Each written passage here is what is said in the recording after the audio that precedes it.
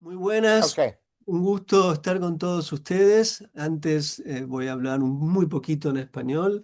Estos son los encuentros que hacemos generalmente en Playdoc.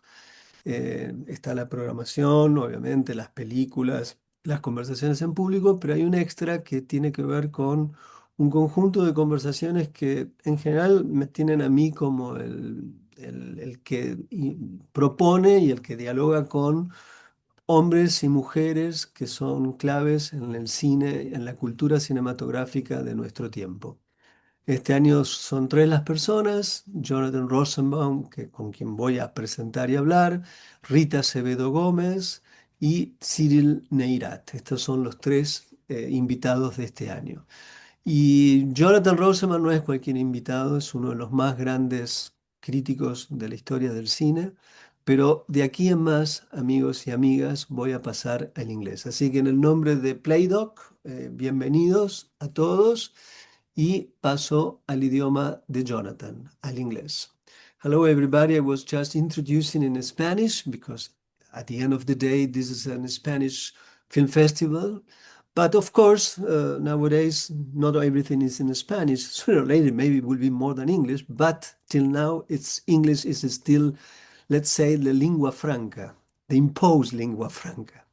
But Yeah. Jonathan Rosenbaum is one of the, for me, as I said in Spanish, he has been for my life a very pivotal and important person in my life.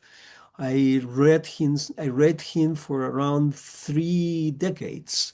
And I remember once he was in my house in Córdoba, in La Cumbre, and he saw that I used to put all I used to print every Friday Chicago Reader essays or film criticism that he used to publish there. And I made a lot of books printed myself. And I remember when he came to my house, I showed that to him. Why? Because for me, he's a master. He's a true master of film criticism, a thinker of films, and beyond all, he's a true writer. So today our meeting it's called, that is the opening, the idea, the title of this meeting is An Examined Life Through Images and Sounds. Jonathan has written for decades, as I said. He has been publishing in places like Sight and Sound, Film Comment, Traffic, Cahiers de Cinema even, and Village Voice. Chicago Reader was the place that many people know him, but he has been published around. Nowadays, he's back publishing in Film Comment. And he has his own website, which is extremely well known and extremely well read around the world, which is jonathanrosenbaum.com. I highly .net now, actually. net. It's changed. Ah, It's okay, now it's .net, not net, .com not anymore. .com, .net. So, Yeah. and Jonathan has published many books. That is the last three books. Look at this. Look at this, ladies and gentlemen. Yes. This is a beautiful book. This is a quite big one. Dreams Begins Responsibilities, which comes from an extraordinary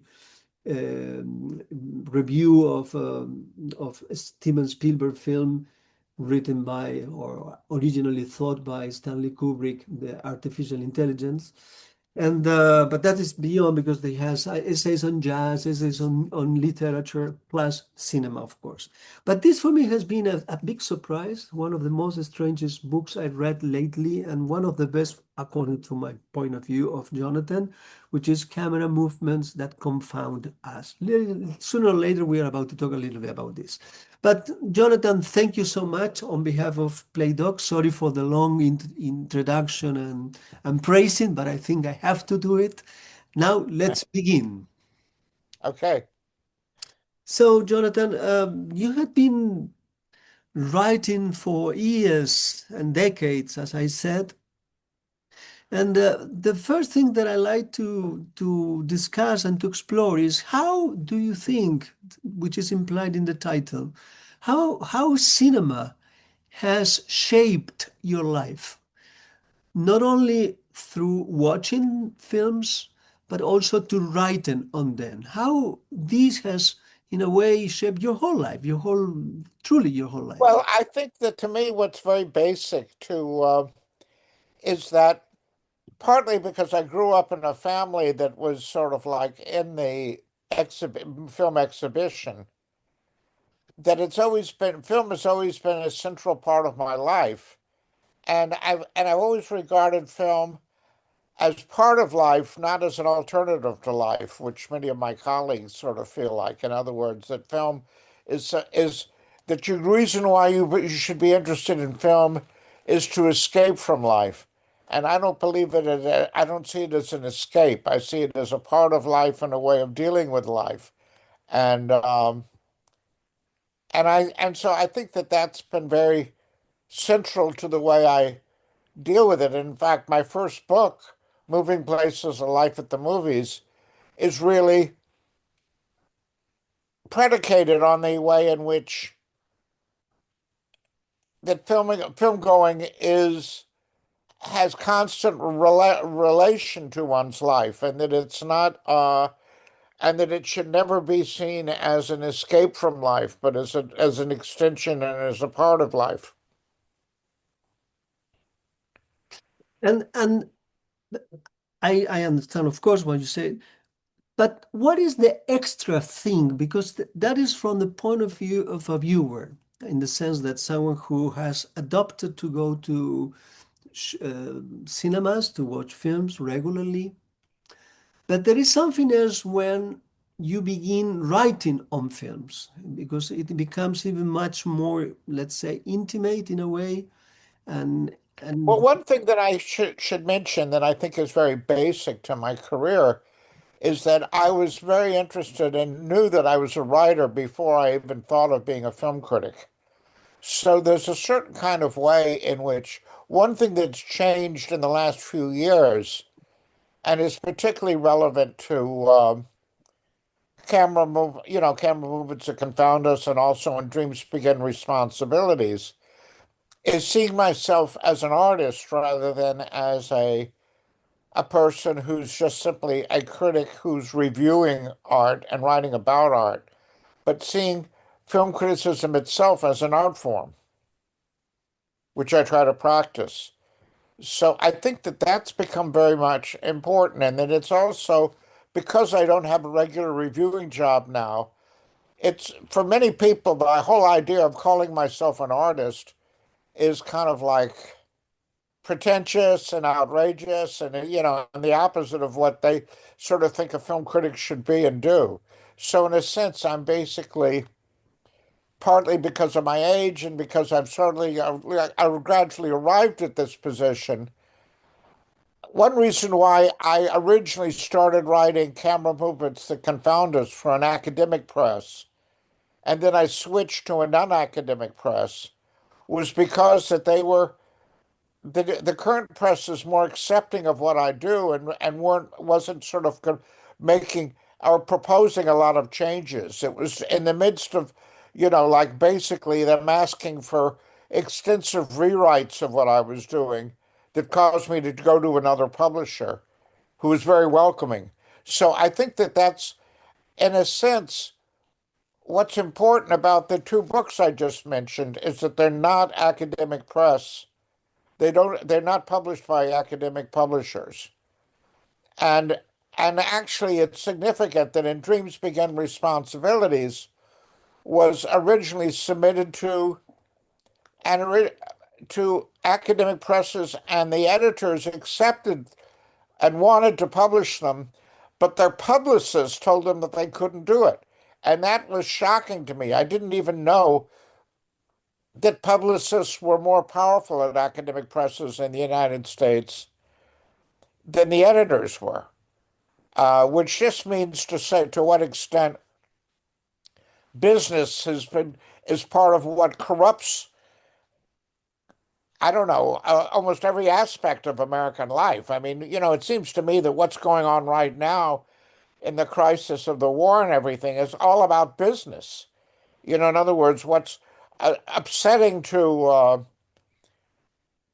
Donald Trump and his cabinet is not that people are getting killed in Iran and that Americans are getting killed. It's that that people are losing money, are not making the amount of money they should, and that it's all, and that everything is reduced to business. And actually, I consider being interested only in business is a very limiting view of what life is.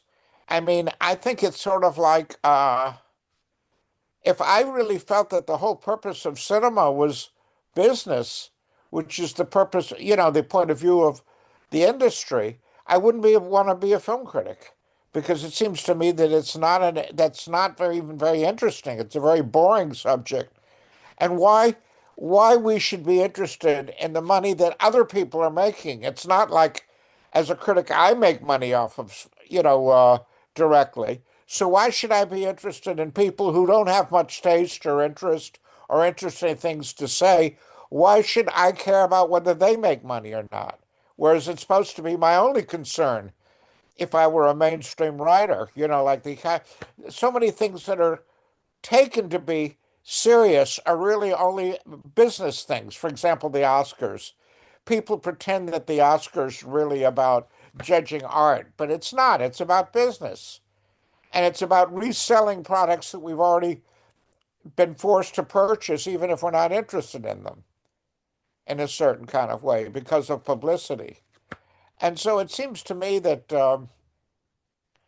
I've become more and more concerned with the way in which film criticism itself, as it's practiced and considered, is is corrupted by being so much that really the difference between film criticism and advertising is almost impossible to determine because it's sort of like so much of the language that's considered acceptable in film criticism is the language of advertising, not the language of criticism or serious discussion, including terms like, you know, all time. I sort of like they say all time as if, film as an art form has only existed a little like 120 years, but all time implies that somehow film, was an art form back in the, that somehow Socrates was a film buff or something. I mean, it's just sort of ridiculous,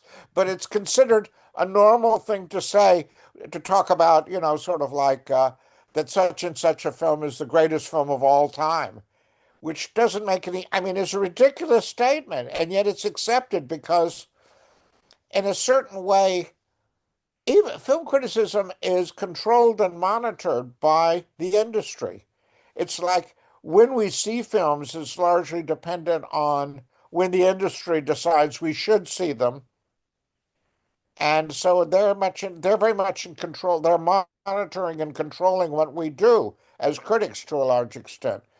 And if I sort of like as a critic decided that, most of the films I saw were terrible and basically that in a certain kind of way they would stop inviting me to screenings probably. In other words, there's a certain kind of way in which there's a kind of what I call capitalist censorship that's going on constantly in American life, although it's American life is supposedly free of censorship, but in fact, the whole reason why In Dreams Begin Responsibilities was rejected by two academic presses was because their whole idea of the marketplace was that you should only write about one art form at a time, and that you can't write about film and literature and music. Somehow that you had to do them in separate books, and that's censorship basically.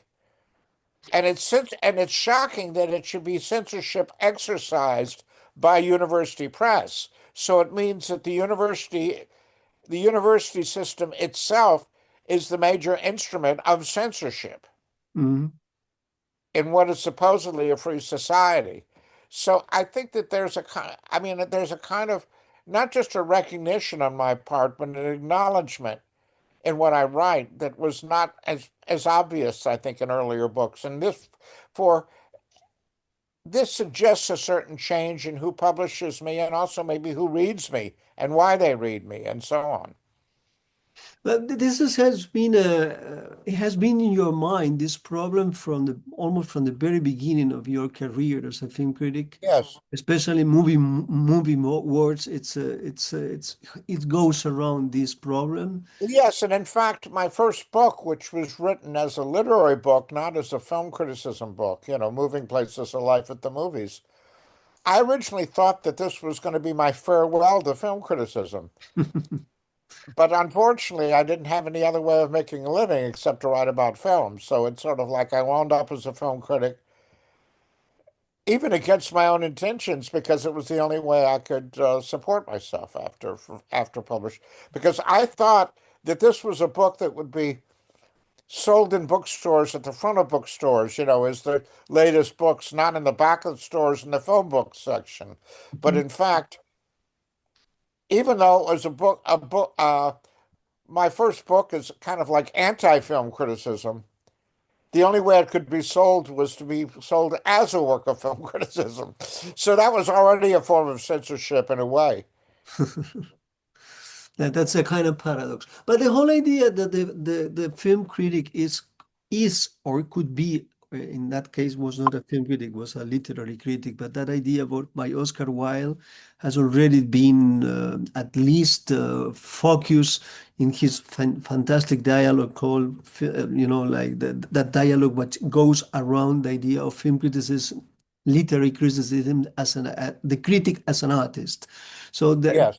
I don't know why people should complain about you perceiving yourself as an artist. I understand that some people can be ridiculous sometimes in the way. Oh, I can remember when Moving Places came out, and I sent a copy to someone who was still a friend at that point, Annette Michelson. She said, "You better watch out. You're in danger of thinking that you're an artist. Is this the worst possible thing that could happen?" And then I wasn't, and that it would be arrogant and totally ridiculous for me to consider myself as an artist. So she had a very reactionary point of view. Even it seems to me, even though it was contrary to that of many people that she admired, because I mean, Godard, from the early part of his career, was always saying writing about film and making films are two sides of the same activity. Hmm. But she, you know, from what she said to me, that was sort of like she didn't believe that. Hmm. She was, and it has an awful lot to do with power, to how much you respect power and the way it operates in American society. And if, in fact, and it means that you're basically censoring yourself very much if you're accepting the rules of the game as they exist, which means that, and so she wrote I can remember when she was, wrote very respectfully of someone like Pauline Kael, who would, you normally would think that someone of her intelligence would see Pauline Kael as the enemy. But no, no, she actually supported somebody like her, like Pauline Kael, because it kept the business going the same way it should be going. Hmm. And of course, Pauline Kael was very much interested in business and how films were, how popular films were and so on. So I think that there's a lot of self-deception that goes on in film criticism, it seems to me, that the critics have to deceive themselves. And in effect, I mean, I wouldn't say that I was in any way exempt from that. I mean, when you write about films every week, you tend to like films more than you would otherwise because you're sort of like there's so many bad films you have to watch, and you wouldn't watch them except that it's your job. So that if something was halfway decent, you would be much more likely to overpraise it because you'd be so grateful that it was so much better than the other stuff you were seeing. And so consequently, there's a certain kind of way in which, and also part of being a film critic usually means forgetting what you wrote about last week. That whatever you're writing about this week is supposed to be so important that you can't even remember what you wrote about the last week. So the whole idea of going to see a film is that it's supposed to be important now when you're seeing it, but then you're supposed to forget about it afterwards. Hmm. And of course, the whole idea of the Oscars is based on the idea of people forgetting so they can resell the same thing. So you can go back and see a film that you've already seen several months ago, and as if it were seeing it for the first time. It's the whole economy of the industry is based on forgetfulness as well as remembering certain things. Hmm. So, I mean, that's part of what's corrupt about it, it seems to me. How do you see another? Sometimes it's also been considered with certain disdain when a film critic not anymore thought or seen as an artist, but as an intellectual in a strong sense of the word. Because most of the time, if you say, "Well, I'm writing, I'm writing on films," maybe at least I can imagine in some countries that you are not perceived as an intellectual. But On the contrary, yeah, the reason why Pauline Kael was popular with intellectuals or so-called intellectuals like Annette Michelson is because, it's sort of like she was an anti-intellectual intellectual. mhm, That her whole position was very anti-intellectual, and even leading to many misjudgments. For example, she considered what she didn't like about Alan Rene as being too intellectual, when of course Alan Rene in his own mind wasn't an intellectual at all. mhm, I mean, when I asked him once in an interview when he made Monocle d'Amérique about what he thought about Jacques Lacan, he said, "Oh no, he's somebody I may meet at parties, but I wouldn't be interested in." In other words, he was sort of like almost denying that he was an intellectual. And of course, the fact that he was as influenced by comic books as he was by other films sort of gave even other credence to that. And then that he liked Broadway musicals. And in other words, that he liked all these things that weren't an intellectual is not supposed to, be interested in. mhm, Uh, Whereas it seems to me that one of the things that I learned from French culture that's so basic is that French culture has much more easy access into taking pleasure from the arts, and also enjoy. In other words, that there's not that kind of sense of pleasure is something you're supposed to feel guilty about, which is part of I would say American culture and English Anglo-American culture, a certain kind of Puritanism or even Calvinism, which is make and for me, what's likable about being an intellectual is the pleasure you get from intellectual things. Whereas, one thing I always hated about and felt ambivalent about Cassavetes is he said, that when he originally made Shadows, it was intellectual and therefore inhuman, and unhuman.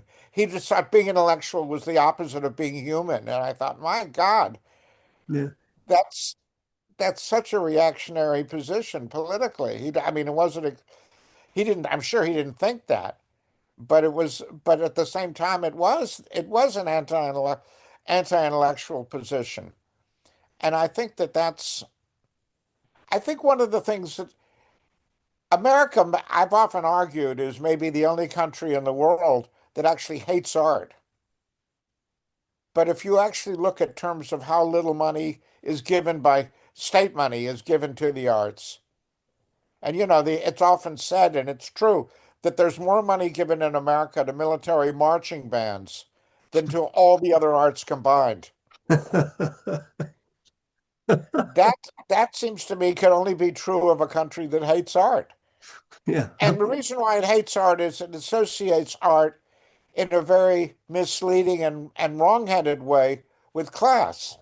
Somehow, to be interested in the arts means that you're, interested in dressing up in a formal dress and, going to the opera and, going to see art movies where they serve cappuccino in the lobby. yeah, yeah, This whole kind of Woody Allen idea of what the arts is, which is one reason why I've always been suspicious of Woody Allen, is because his idea of art is really about getting beyond working class. And one reason why I defend Jerry Lewis is that Jerry Lewis was never ashamed of being from the working class. He was, if anything, proud of being coming from the working class. Absolutely. Jonathan, you were mentioning that the French culture. There was a moment in your life that you went to Paris and you lived for a while there, and 5 years, yes. 5 years. And how was as an American film critic, an American person who has been infused in the whole idea of American cinema, which is extremely powerful and so on. When you were in France, what else did you get there? At the same time, you have met. It was my education in American cinema. See, the interesting thing is that when I started getting interested in being a film critic was just around the same time that they were just starting to have academic film studies. It hadn't really existed before that. The only kind of thing that you could take, and very few places even offered that, was, how to make films. But, and the only film course I ever took in my life was one taught by Haig Manoogian, who was the mentor of Martin Scorsese. And I took an introduction to film that he was at NYU, in which I can remember the last film he showed on the course was Champion, a Mark Robeson film, but he wouldn't show Citizen Kane. And I said, "Why aren't you showing Citizen Kane?" And he said, "Well, people who don't know much about film, and such as me, actually think that Citizen Kane is very cinematic, but in fact it isn't. That Citizen Kane actually uh, is derived from radio and theater, and uh, and so in other words, his position was the position of the studios, which is the same thing about the first real book of any importance that came out in the United States about the art of film was Arthur Knight's The Liveliest Art, which took the same position. That Citizen Kane was not cinematic because it was derived from theater. And so, in other words, it was like this reactionary position about art, even, you know. When you were in France, um, how was you were writing over there? Because Well, I soon was you starting after a while. See, I think the fact that the interesting thing is that because I couldn't really study film academically, moving to Paris was my way of going to study. school in film because it was the best place to be. You could see more films that way. They weren't caught up in everything. Like for example, I think Americans discovered Ozu before the French did, for example. But for the by and large, there was so much you could see in Paris compared to even with New York.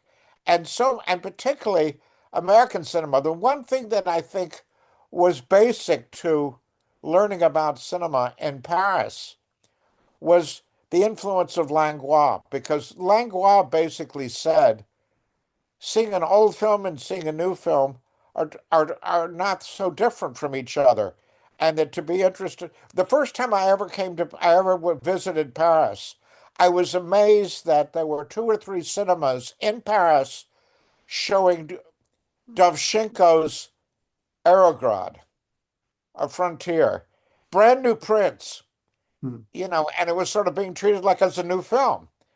And suddenly the idea of treating a film like Aragorn as a new film is very basic, not only to Langlois, but that was the big influence that Langlois had on the French New Wave and the Nouvelle Vague, because, it was sort of like you could bring, the way I always like to put it was that you bring Mizoguchi and Otto Preminger to the same table Hmm. and you talk about them in the same way. And so because cinema is really takes place in the present tense. So you put everything in the present tense and you never talk about old films versus new films. All films are new. And that's a very radical position. And it's also one that it seems to me is one that designed to get more pleasure out of cinema. And to me, one reason why I continue to get so much pleasure out of, like Eric von Stroheim, is I actually think Eric von Stroheim understands people better than Martin Scorsese or Francis Coppola or Brian De Palma. I mean, it's like, and so that's a real reason why to see him as a contemporary filmmaker, not to see him as somebody who's old-fashioned or something that belongs to the past. There it seems to me that to be like Quentin Tarantino, who recently said that he actually thought that the Gus Van Sant remake of Psycho was superior to the original, but which is a very shocking statement, it seems to me, to actually say that. Is that means to be a slave of the industry completely. It's like, whereas it seems to me that the amount of pleasure that the French could take in arts in general was a very basic part of my education. That it was sort of like that the French people had richer lives than Americans in relationship to art because there were more ways that they can take pleasure in it. And it wasn't about, this whole kind of thing about associating it with class or something you should feel guilty about or something you should feel apologetic about. That's what you have to do in America if you're interested in the art. You have to keep apologizing for the fact that you're interested in art. When you there, when there's a total shameless attitude towards this in France, which I is still part of my personality. I feel like it was, that it affected me. My 5 years in Paris was part of my education, and it was a central part of my education, I Jonathan, think. absolutely. But you were also, I don't know, I remember I had seen before the film in such a bad state in VHS, a very awful copy of 4 Days of a Dreamer. But then Yes, years ago, I was in Cannes and I was waiting for the moment to watch. I was about to, for the first time in my life, to watch the film in a film theater in a kind of yes, restoration, 4K, blah, blah, blah. And I was waiting for the moment to recognize you in the film because you have a small, yes. a small part there. So can you tell us how was that you approach to Bresson? How was that Bresson say, okay, I will put you there in the film? Can you remind us a little No, bit? no. What happened was it actually came from my going to the Cinematheque so often because I was at the Cinematheque one night to see actually a film I don't even like that much of Preminger, Advise and Consent. Mhm.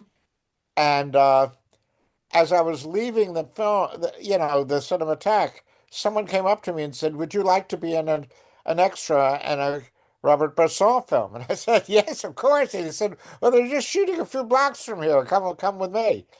And so that's how it happened.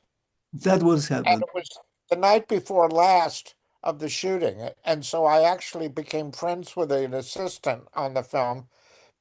And so I actually attended the last 2 nights of the shooting. Although I wasn't an extra the second night, I just was watching.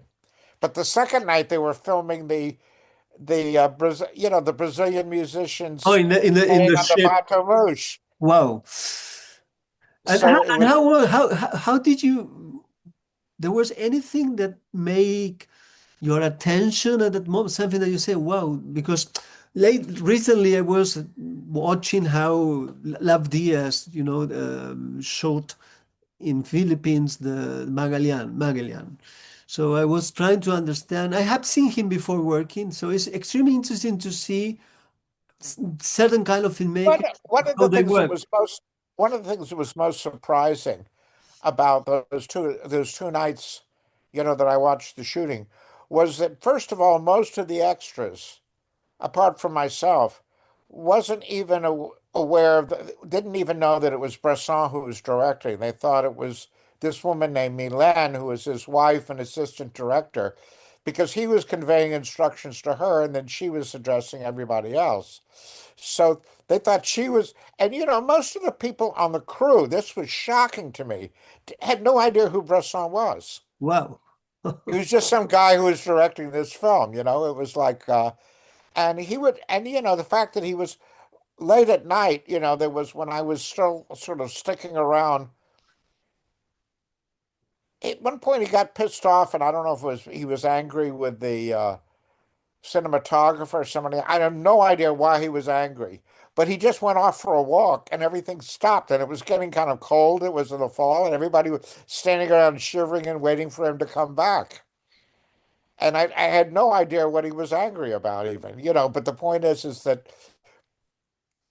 And one of the things I find really interesting is that in the 60s and early 70s in America, Bresson was treated as a joke because it was considered so extreme. There used to be a joke literally that people would tell is that why are people always looking down at the floor or at the ground in his films? And the answer to the joke was because they're following the chalk marks, you know. But then when he died, at the time he died, there was this retrospective that was traveling all across the United States of his films. And it was so successful that they would, even like in Chicago, they brought it back a second time, and people were Well, coming to see the film, standing room only, because they suddenly realized to see a Bresson film on film rather than on video made all the difference in the world. And for some reason, the same thing kind of happened with Tarkovsky. When Tarkovsky died, he suddenly became, within the, the world of art cinema, very popular. mhm. But that was kind of extraordinary that there was a complete change in taste.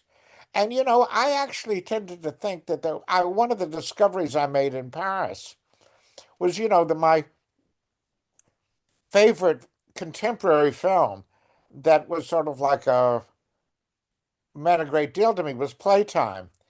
And what I discovered about Playtime was that ordinary people had no trouble watching and enjoying Playtime, whereas film critics, and that included Andrew Saris, Pauline Kael, P. Adam Sidney, people like this, Paul Schrader, they had no idea what, like for him it was mumbo jumbo. It was kind of like, I mean, Paul Schrader recently said he never liked Tati because he really was not into whimsy. And I thought, what a Tati. But I can remember the first time I went to see Mr. Hulot's Holiday in London. And there were all these people around me who were laughing, and I thought, what are they laughing at? And I thought, it must be some kind of idea of. So I had the same kind of notion that it was all about whimsy. I didn't really get the idea that it was about sound and image. But the point is, ordinary people had no problem appreciating it, whereas supposedly sophisticated critics did have a problem. And I thought that that was really kind of interesting, that there was a certain kind of way in which and the whole mistrust of pleasure and the mistrust of art in the United States only added to that confusion in a certain way. So I think that there was a certain kind of way in which the whole attitude towards art was even more of an impact and influence on me than specifically the appreciation of film. And one thing that always struck me as very meaningful was that if I went to the National Film Theatre in London to see a film and you had to queue up in order to see whether you would get into the film or not, everybody would be very polite and wait in line and everything. But at the Cinematheque on Saturday night, if you wanted to see a film and there was a big crowd, it was a mad rush, and whoever wanted to see the film the most is the first one who got in. And including me, so it was like totally amoral and everything. It was all about desire. And so that attitude was very much, that you fought for your desires, and somehow it was important enough to do that. Whereas the whole idea was completely the reverse of what you're supposed to do in English culture and in American culture, for that matter. Jonathan, at that moment, you have met finally Jacques Tati himself personally, and you were Yes, well, at a certain point, this was after I had been in, I think I moved to Paris in 1969, and it wasn't until I think 72 or 73 that I met Tati. And the reason why I was able to meet him was thanks to my mother. He had been touring at a few places in the States, and he'd been in Alabama because his assistant was someone who actually grew up in Birmingham. She was French American, and her family was so she had grown up in Birmingham. And so because she found out how to get in touch with this his assistant and told me, and so I was able to call her, and that way I was able to sort of arrange for an interview with Tati, and it was the time that Traffic was coming out, a Mhm. film. And one of the first things I said to Tati when I met him was that your film taught me how to live in cities, and which I still to this day say is true, that Absolutely. it was because of playtime that I felt like I could live in cities. And that reason why one reason why I left New York for Paris was that I felt I was suffering in New York from a kind of sensory overload, that it would be like I felt I was being bombarded by things, but in a way that was not pleasant. And somehow playtime showed me a way to turn that sensory overload into a game that was pleasurable in terms of a way of looking at it. Mhm. So anyway, it was after our interview, sometime after that, that his assistant suggested to him, because he liked, in order to work out ideas for new films, he needed to have an audience. So I was hired. They didn't call it to be his audience; they called it script consultant, but it was really being his audience. That was my job, and he actually paid me, even though he was bankrupt, for the week or so that I was working with him for him. That's a fantastic story to know. And how did you meet Sardanet? Oh, that was because of Jackie Renal. Jackie Renal is this woman I met originally, actually, even though she was a New Yorker, lived in New York. I met her in Edinburgh when I was in London already, and like after I'd moved there. And she was very close to Serge Danet.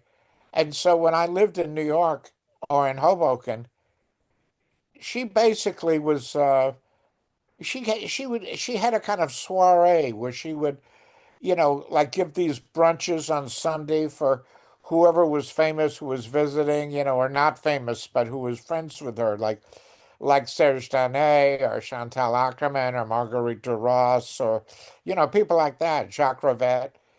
And so that's how I got to know him. And so he had at a certain point, because I was, working as a film critic, got invited by him to be a New York correspondent, only for a brief period. But I worked with him on sort of basically there was a special Made in USA.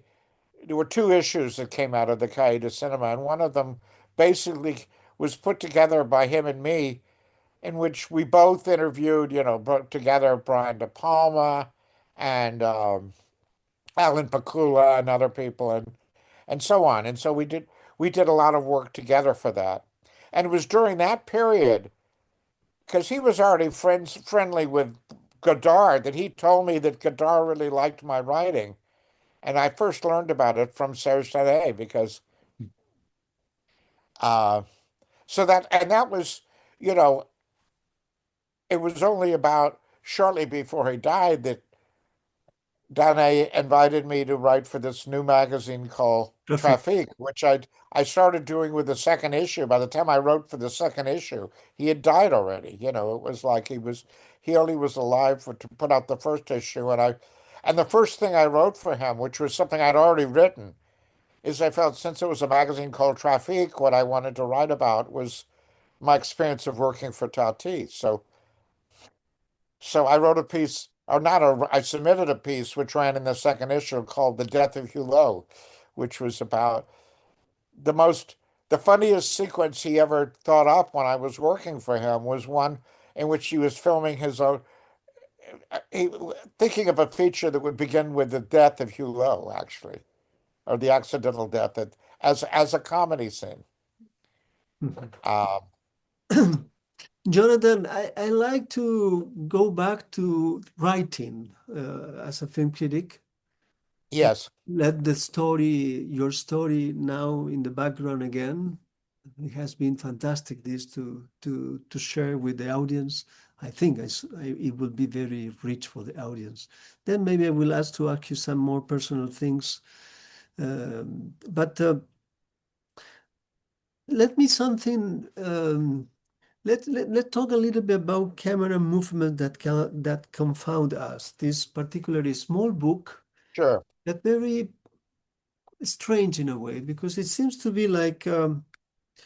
you are trying to understand the what implies camera movements in our understanding. The idea that confound us is that sometimes we are not properly uh, understanding what is going on because there is a camera movement, and camera movement is something which belongs to cinema. Our eyes don't move in the way that the camera moves.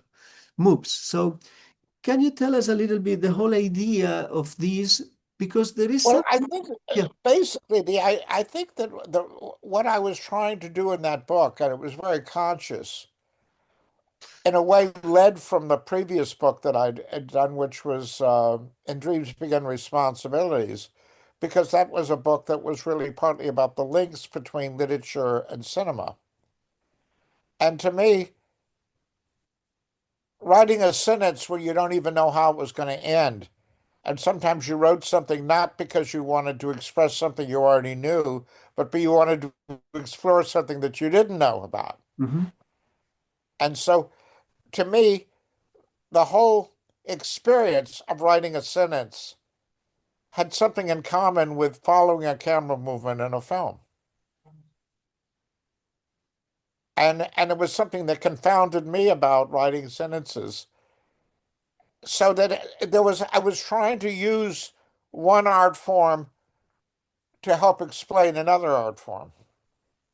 And there is a kind, from the very beginning, there is a very difficult quote by Faulkner.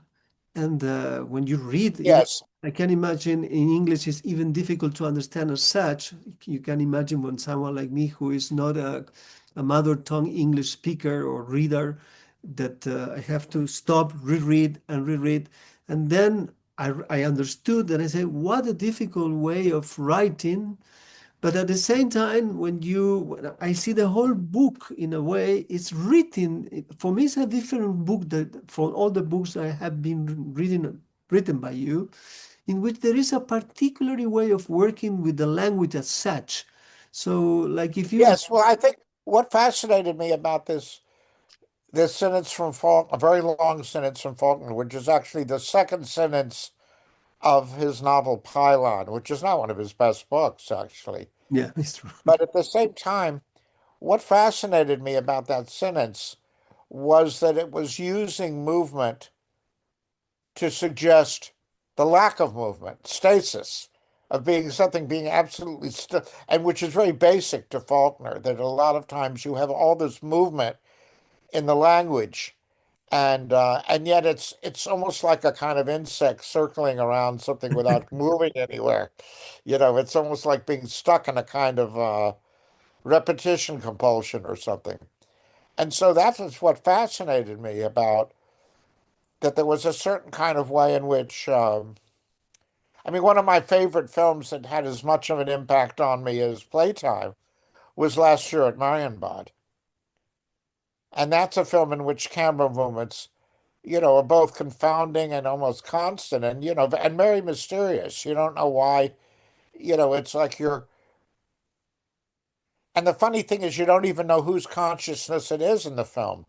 When you're hearing somebody describe something, you don't know if it's the person who's describing it or if he's describing it and this woman played by Jeffrey Seerig is imagining it. You don't even know whose mind it's taking place in. Mhm. But it's so the, and there's and that's interesting too because that's a film written by a novelist and so there's already a connection with between literature and cinema, in Last Year at Marienbad. And so I think it's probably not accidental that my whole interest in writing, because when I started out seeing myself as a writer, I thought I was going to become a novelist. That was what I mean, that was and or a short story writer. That's what I was interested in. It was only years later that I became a film critic. So I think that connection was there from the very beginning. And the fact that I loved music from a very early age too was also significant. That it was sort of like that when I would hear certain music, I would sort of create imaginary films in my head to go with the music. Mhm. So there's a certain kind of way in which you could say even the idea of being an artist, which is what you do whenever you have a dream, for example, is being an artist and being a consumer of art. The connection between those two things has been with me from the very beginning. Hmm. And in a sense, what's become much more obvious is the fact that I no longer feel, the kind of professional constraints of where I have to do this and I have to do that. I'm just following what I want to do now. And so, in a sense, it's much more, my impulses are much more in the open, whereas before they had to be kind of like disguised, maybe disguised even for myself in order to, for professional reasons. However, whoever has read you, there was always a work in the language. But Yes. that for me from the very beginning, I realized when I began reading you that film criticism could be much more than reviewing. It could be something which is based on working on language, and the input for this movement of the writer is film, is a film, a group of film, a film or whatever, but uh, Yeah. but there is something else there in the writing.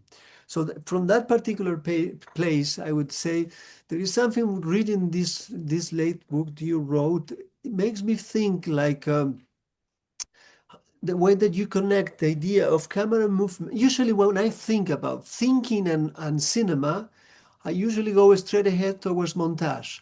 But in this book, it makes me rethink about camera movement as a tools of thinking. That's what I learned from the book reading it. Yeah.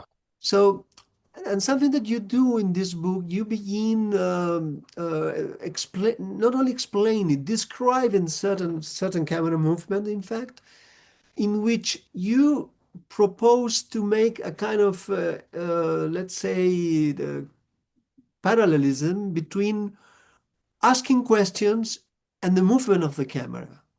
Yes. Can you say something about this? Well, yeah, another thing that fascinates me, which I've written about at some length, is connecting one of my favorite contemporary films, or recent films, Saint and Tango, with the novel it's based on. Because the novel it's based on is made up of 12 chapters, and each chapter is one sentence. And of course, even though the film Saint and Tango is made up of 12 sections, it's not like each section is one camera movement. It may be three or four camera movements. Yeah, yeah. But the point is that there's still a connection between the two. And the connection is, and it's really kind of interesting because it's doing the same kind of things that my favorite literature is doing. Like I was always fascinated by the connection of Saint Tango, both as a novel and as a film, with my favorite novel, William Faulkner's Light in August, because this is a novel that is following the same events more than once from different points of view, so that one is sort of like seeing the same event from a different point of view after it's the first one. And of course, Faulkner also writes long sentences. So, as does Proust, who's another kind of like writer I feel very close to in that way. It's one reason why I've never been that much influenced by Hemingway, is that I believe in long sentences and sentences that are like camera movements. I mean, ones that are voyages that take you or trips that take you somewhere. Hmm. Whereas in a way, Hemingway is closer, writes in a way that's almost closer to painting because it's basically saying, it's like this is an object. And what I'm trying to do in prose is to recreate this object. Or at least, I mean, I'm exaggerating a lot and distorting it, but in order to make a distinction between the Hemingway type of style and the Faulkner type of style. it seems to me, has much more to do with paint than Hemingway is much more about painting, whereas Faulkner is much more about music. But it's interesting to think in those terms. Usually, many people sometimes in film criticism or film readers and cinephiles, they don't play other connections like you are doing now with literature and music, how to think in a kind of common movement of the arts. And it's interesting the way that you are put it now. It's not only food for thought, but it's also open up a possibility in the way that how we write. I know that it was very significant for Jacques Rivette writing that to know how the music of that moment was very significant in the moment in the way that he writes on cinema. So usually we don't see that kind Right. of Well, connection. I do think one thing that's also kind of significant is that my interest in music has largely been about had to do with jazz. And the fact that jazz is largely based on improvisation is again connected to my interest in writing, because when you're writing a sentence, it's like you don't know where you're going, and partly you're writing in order to find out where you're going. So that there's a kind of suspense in writing a sentence or in following a camera movement, which are analogous. And it has an awful lot to do with you know movement into the unknown, basically, But rather than let, writing let, about let, something that you let, already know. let me go towards this for and let's see what you bring about.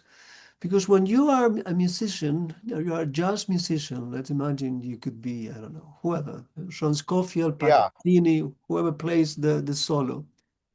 But he's listened to something in which he or she has to, play without knowing when is the end, but it's responding to something. How do you, if you could get through, if you get that situation towards writing, how do you, what would be Well, one of the things what that's will you so listen to? interesting to me about jazz, which is connected to somehow even the themes of Jacques Rivette's films, is that Jacques Rivette's films are all about two things: being alone and being part of a group. And when you're an improvising jazz musician, Is that, yeah, it's both. yeah. So you having to accommodate yourself with a group, but at the same time, and you even in terms of the structure of Out One, where you have these two totally solitary characters played by, Jean-Pierre Léaud and Juliette Berthaud, Hmm. and then these theater groups that are rehearsing. So it seems to, and then the idea of a group that they're trying to investigate, which is the 13. So it's all about the group and the individual. Hmm. And it seems to me that again that's what jazz is about. And it's about accommodations between the two also. That to what extent you're trying to sort of like create something, but you're trying to create something in relationship to a collective experience. Talking And of about, course, cinema is also a collective and individual experience, which is also interesting. When you're sitting in an auditorium watching a film, it's in the dark, you're by yourself on some level, but also you're part of an audience. hmm So, and even if you're not part of an audience, if you're watching it on home on video, it becomes a collective experience when you talk about it afterwards with your friends and you write each other it's emails about it. That cinema itself is both an individual and a collective experience. Jonathan, I'm talking about individual and the collective. There was a seminal moment for me at least, even as your reader, which took place in 1997, connected with Traffic, which was the movie Mutation. The first letter, sequel of letters, particularly that, Yeah. and then there was a second movement, but particularly the first letters. It's almost 30 years of that correspondences between you and some other people. Yes. How do you perceive that now? How do you perceive not that Well, changes, but what what was behind it? what inspired that originally, there were two things that inspired it. One was, of course, the whole idea of the relationship that Bazin had with the so-called Young Turks of Cahiers du Cinema. So he was different from them, but at the same time he supported them in terms of and who were making discoveries that was different from his discoveries. But I was also fascinated by the fact that over the course of my travels, I met various people who were all born around 1960 who had the same very special film taste in terms of who they liked. And they weren't it wasn't my taste at all, but it was still fascinated me that what it was. So there was a certain thing called that's Jungian, I suppose, like global synchronicity, which is that at the same time, people who didn't know each other in different parts of the world had the same film taste. They all liked John Cassavetes and Monty Hellman and Jean Eustache and Philip Garel, and I thought, how did this happen? Why? And so I thought the best way of exploring that is to bringing them all together. And most except for Kit Jones and Alex Horvath, none of them knew each other. So that and by doing it, it was sort of like creating a certain kind of collective. So it was a kind of, it was, and it was, the funny thing is that when I originally proposed it to Traffic, the editors were a little reluctant. Finally, they said, "Well, we'll permit it if you bring in somebody who's older than you, also, like who's with Traffic." So, in other words, so with the idea that Raymond Ballor would respond to everybody else, Mhm. and uh, and so that's how it came about, really. And originally, I couldn't get other magazines interested. Although once it had appeared in Traffic, then I was finally able to get it.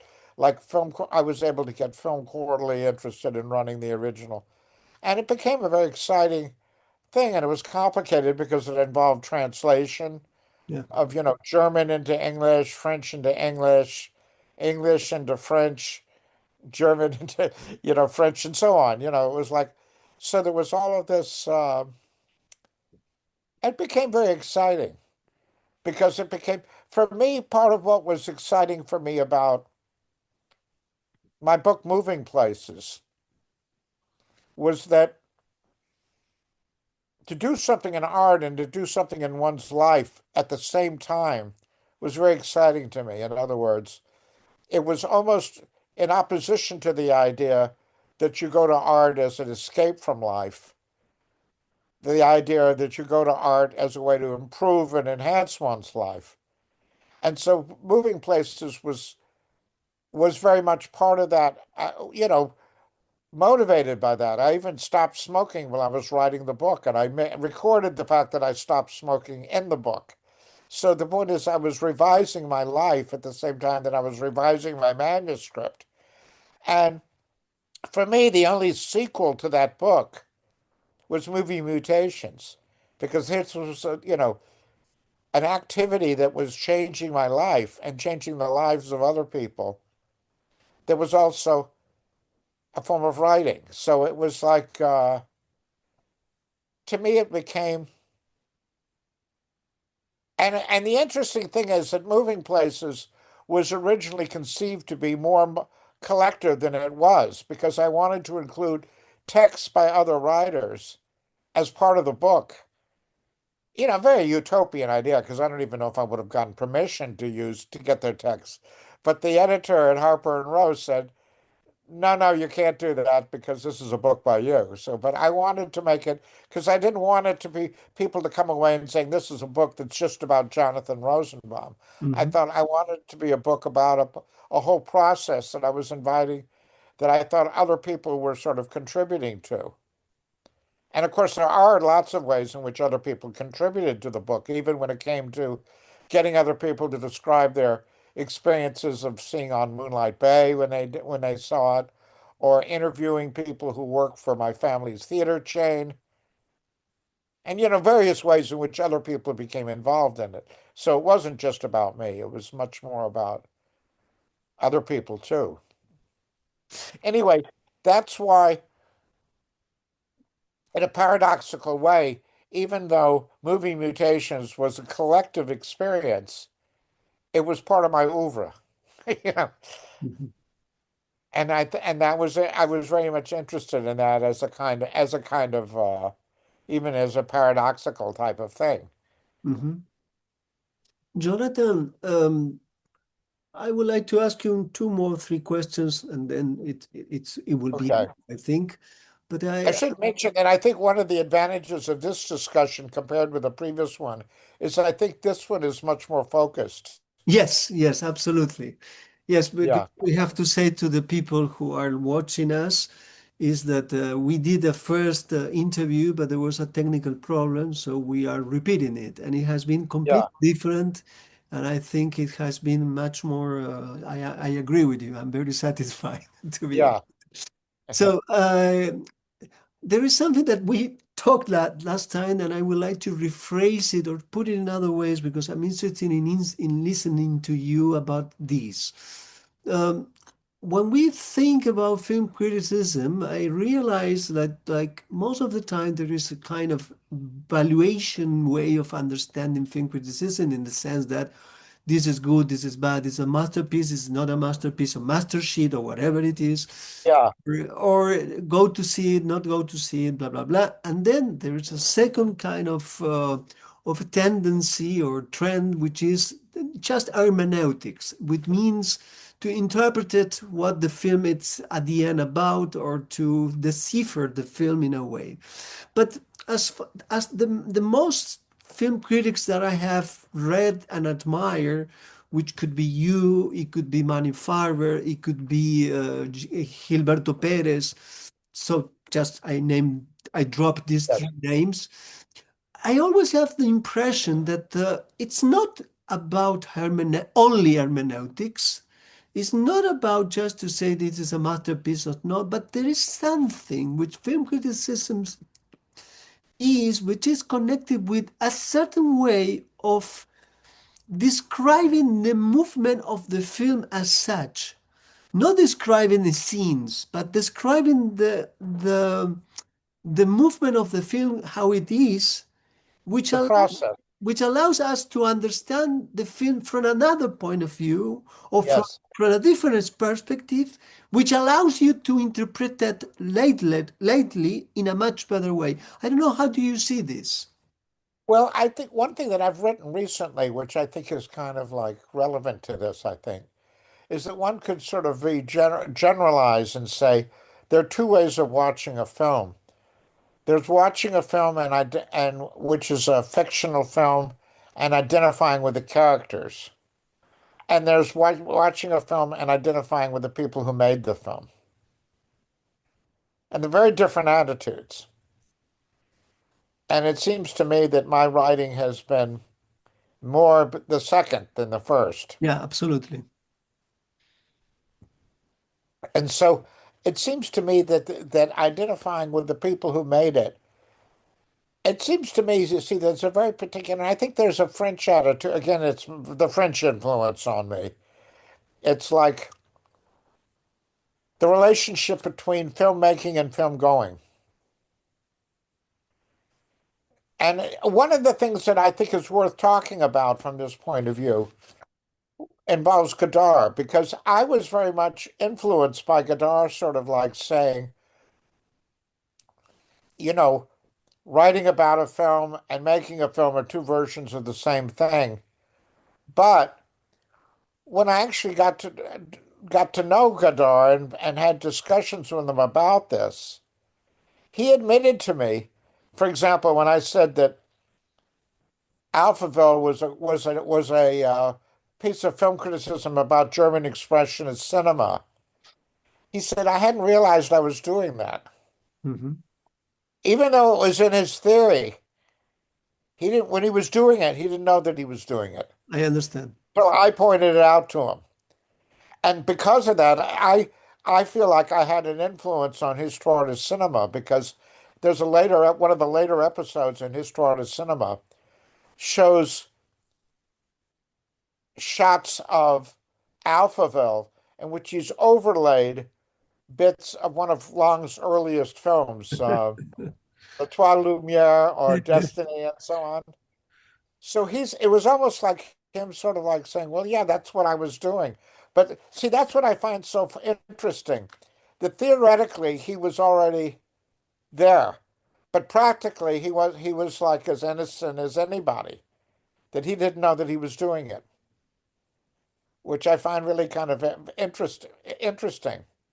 In the same kind of way that I actually think that that Made in USA is a is criticism of Hollywood animation, because in terms of the color, in terms of the violence, in terms of the fragmentation, even in terms of certain shots, or so it's comic strips. It's both have been a critique of comic strips and a critique of Mhm. cartoons. And in the film you also have like what's his name, Laszlo Kovacs imitating Sylvester the cat, and from the Yeah. cartoons and so on. So you have actual acknowledgments of it, but at the same time he might not have been consciously aware that he was doing film criticism in that sense. It's really funny because where I always thought it was very important to distinguish between what Godard was doing and what the so-called Hollywood movie brats were doing was, when Brian De Palma puts a scene of, which is an homage to Potemkin, like a baby carriage, he's not adding to our perception or appreciation of the moment at Eisenstein. He's just saying, hey, I like this. I'm putting it in my film, therefore I'm sort of putting my stamp on it. It's almost like a dog pissing somewhere and saying, this is my Yeah, spot, yeah. But when Godard does it, he changes our perception of it. Like there's a moment in Weekend when you have the gesture of one of the members of the couple murdering I don't know if it's a member of their own family, and the movement of like the knife thrust, Yeah, yeah, it's like Psycho, yeah, yeah. but it's also there's a way in which he's referencing Monsieur Verdoux in a certain way, and Monsieur Verdoux is sort of like acknowledge, and in other words, connecting Monsieur Verdoux and Psycho changes our perception of both films in a way, because you can say Psycho is about capitalism, Monsieur Verdoux is about capitalism, both are about violence, and so on. It's like so. It does seem to me that there's a way in which that Godard was someone who, as a critic and as a theorist, knew that he was operating as a critic when he made films, theoretically, but practically it had to be somebody like me showing it to him before he really was aware of it, Hmm. which is really kind of funny. I think it's Absolutely. yeah. It looks yeah, yeah. I let me do two more questions, and then we have to. I Okay. think it's okay to stop. Could go on, to be honest. I could be like 2 hours more talking without stopping. As long as you like, it's okay But with me. but uh, but I like to ask you about nowadays. You have mentioned there was a column which was about to be published on the Chicago Reader in a kind of a failed comeback, because you had one and then the second didn't came out. Uh, but finally you have published in your website, which implies the idea that there is no more film criticism, or at least there is a question on that.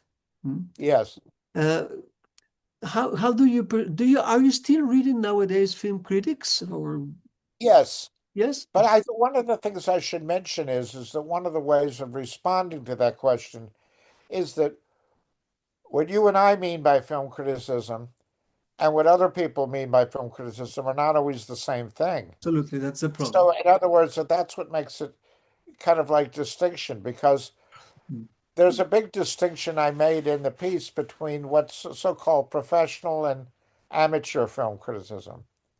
And I'm a belief in I believe more in amateur film criticism, because what you usually mean by professional is that somebody's paying you to write it.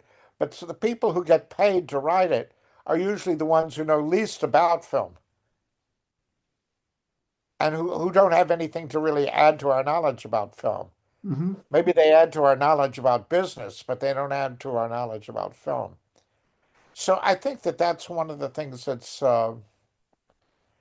distinction, whether it belongs to the people who do it. You see, there are some people who like, there's a person who's been getting a lot of attention in the US now, named A.S. Hamra, if you know his name. Who's that again? Hamrah.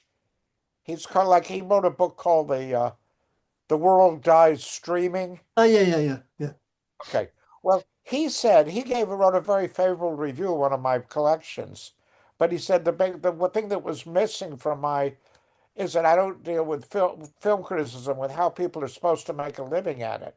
And, like, in other words, for him, the functional thing is whether you get paid for doing it, and if you get paid for doing it, that's good, and if you don't get paid, that's bad, and so on.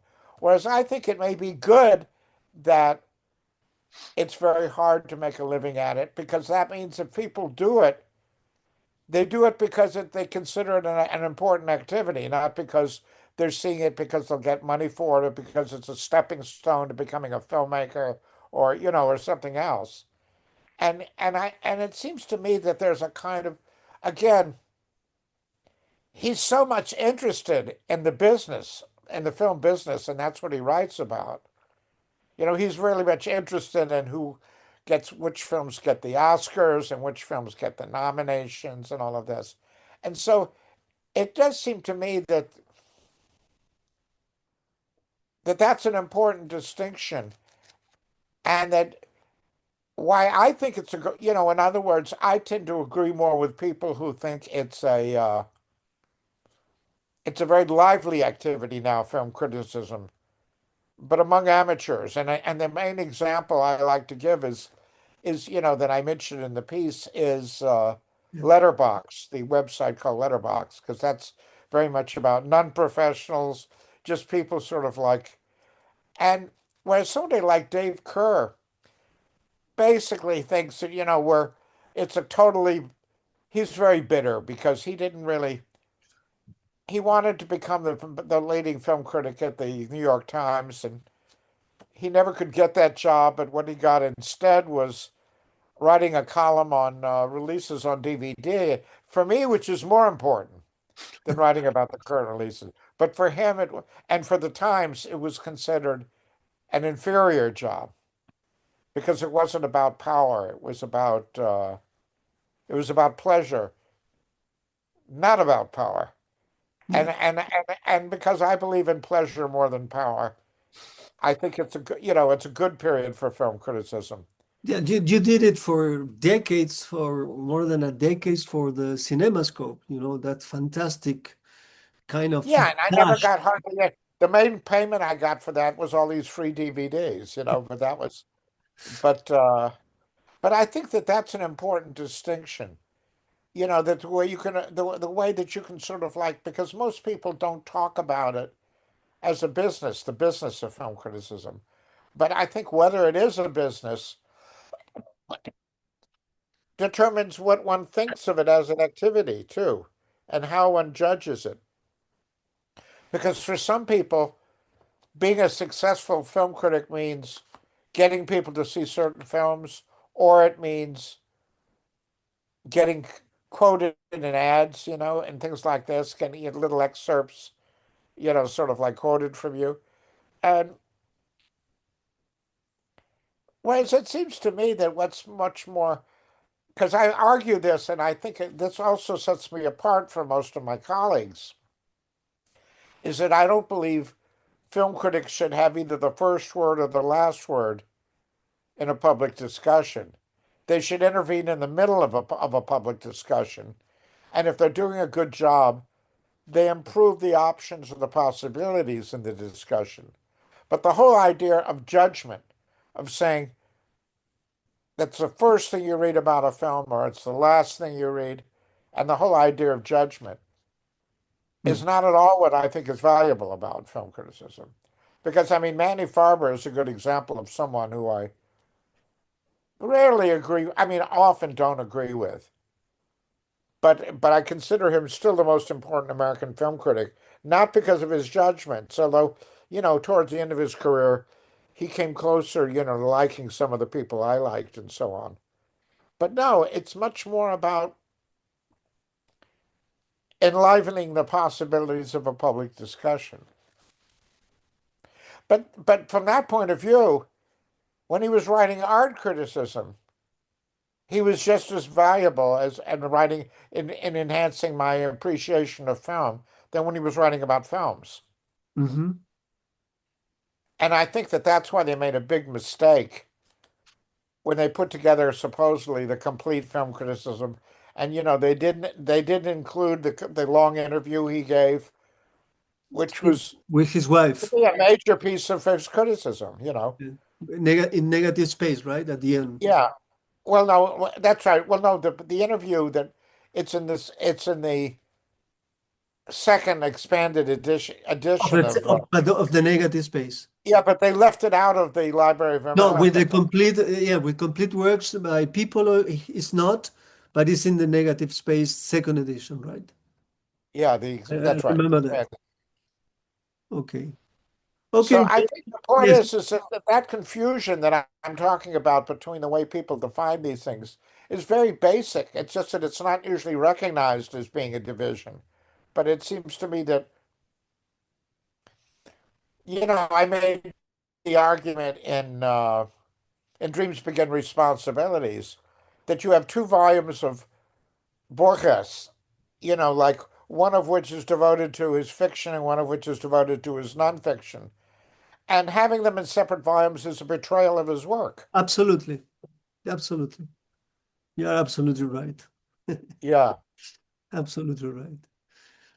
I think it's time. I think it could be more, but it's always good to know when to cut. So this is Yes. the moment to say cut. So thank you so much on behalf of all the people from Playdoc, on behalf of everyone, and from me it has been such a pleasure, and it has always been a pleasure to meet you, to read you. I Well, it's really been a had, pleasure for me too, because I feel like you're one of the people who understands me the best. oh, thank you. Well, for me it has been an important. I have been traveling with your words for decades, and they have shaped me as I am. So this talking to you is a way to say thank you openly, publicly, and thank you on behalf also for all the readers and for the festival. I think it has been a fantastic talk, my friend. Great. Well, thank you. Bye bye to anyone, adiós a todos y muchísimas gracias por estar con nosotros. Hasta la próxima.